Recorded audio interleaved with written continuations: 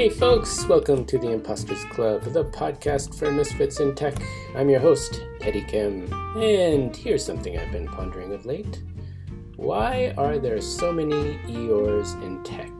You remember Eeyore, the donkey from the Winnie the Pooh books who always slumps around, being negative and harshing everyone else's buzz? Eeyore's the donkey who says things like, days, weeks, months, who knows? I swear, I just heard that in an estimation meeting. Yeah, if donkeys could join Mensa, Eeyore would be first in line, because Eeyore likes to remind others of his intellectual superiority, especially compared to the other residents of 100 Acre Wood. They haven't got brains, any of them. Only gray fluff that's blown into their heads by mistake. Yeah, that's Eeyore. Now I know what you're thinking. There are Eeyores in every industry. Why single out tech?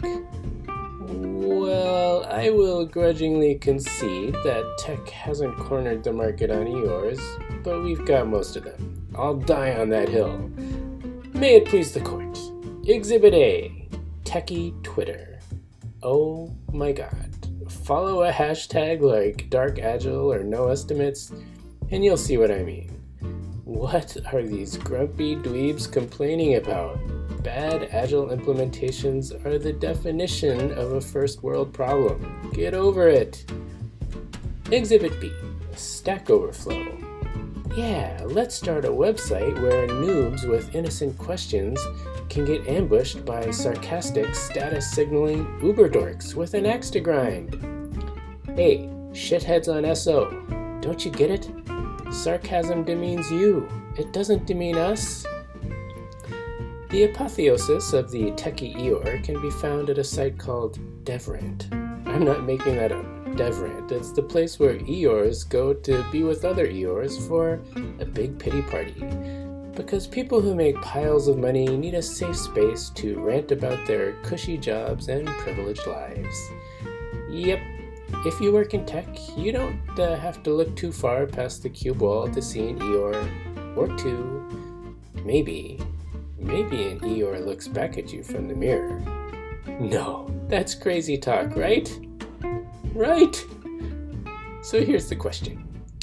Is there something about tech that attracts Eeyores like horseflies to poop, or is it working in tech that actually turns people into Eeyores? Nature or nurture? That is the question, and it's complicated. In the olden days, software used to be a profession where you could hunker down in a cube and work in complete isolation for hours or days.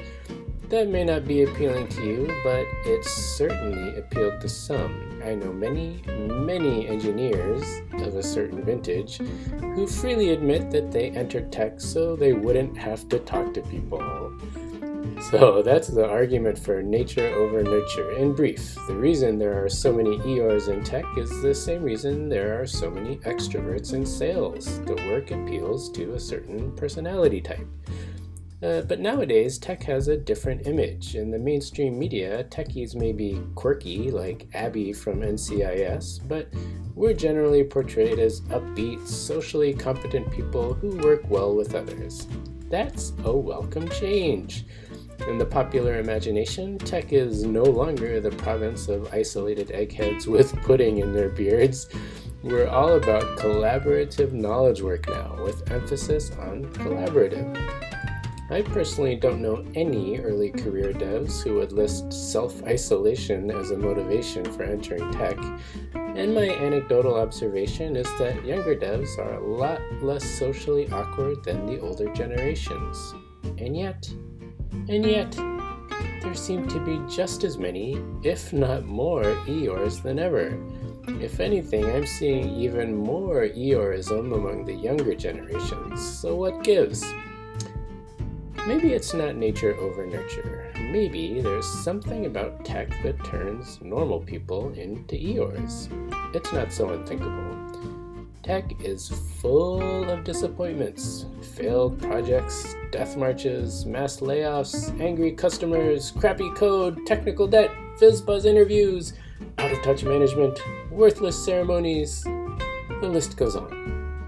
And on, and on. Maybe Techie Eeyore isn't just a gloomy pessimist. Maybe he's making a rational adjustment to the reality around him.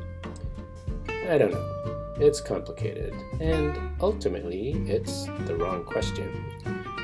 Why tech is filled with Eeyores isn't important. What are we going to do about it? That's the real question. I have some perspective on this, since I was an Eeyore once. Yes, I confess. I'm not proud of it. I was that guy. But I got past it. Here's how. One of the formative moments in my professional life was at a software startup called Health Nexus. This was about 15 years ago.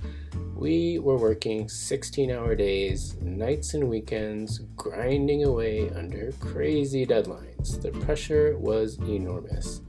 There was a lot to grumble about, and we grumbled loud and long to anyone who would listen. One day, I was grumbling in a meeting, being a total Eeyore as usual. The CIO of the company said 6 words that changed my life forever. She looked me dead in the eye and said, "You're living the life you chose." You're living the life you chose. She was right, of course. Nobody made me work at a startup. I knew what I was getting into when I signed up. And nobody made me stay when things got hard. I could have just found another job more to my liking. For that matter, nobody made me work in tech. It was my decision to become a programmer. I was living the life I chose. So here's my advice to all you Eeyores out there. If you don't like the way things are, make it better. If you don't like how you are, do better.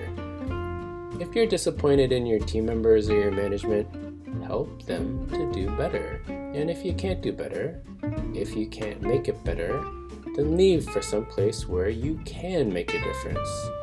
But please, get out of here with that weak-ass victim energy. You're not a victim, homie. Nature or nurture, you're living the life you chose. The show notes for this episode are available at impostersclub.io. Check it out. Feel free to leave me a comment and mingle with other imposters just like you. impostersclub.io.